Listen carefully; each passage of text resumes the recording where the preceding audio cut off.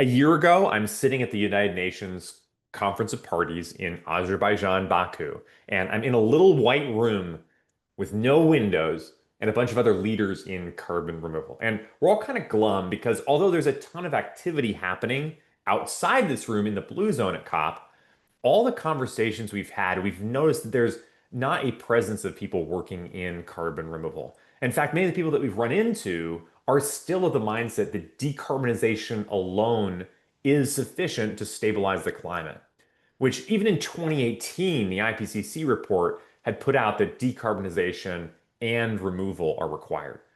So we're all sitting around, we're kind of glum, and we decided to create a goal for the next year, a vision of having an official presence for carbon removal at the United Nations in Brazil at COP30. And it's happening. We've been approved by the United Nations in the blue zone for a pavilion at the Conference of Parties, which is the inner circle of these United Nations events. The Carbon Removal Pavilion is a hub for leaders, for presidents, for governors, for government officials to learn about carbon removal, to find out what's working, to share what's working, and to set new, bigger goals. So, speaking of leaders, I want to set an even bigger goal for COP. I just heard Gavin Newsom is coming to Brazil, and I want him to be part of the Carbon Removal Pavilion.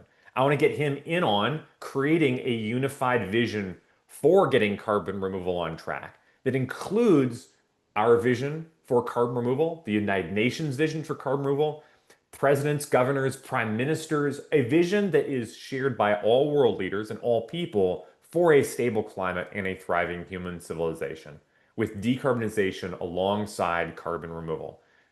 If you want to be involved in making that happen in some way, if you can make a connection, an introduction, if you have another world leader that you want involved, hit reply. I'd love to hear from you. I'm heading off to Brazil tomorrow, and I look forward to seeing everybody at the Carbon Removal Pavilion at COP.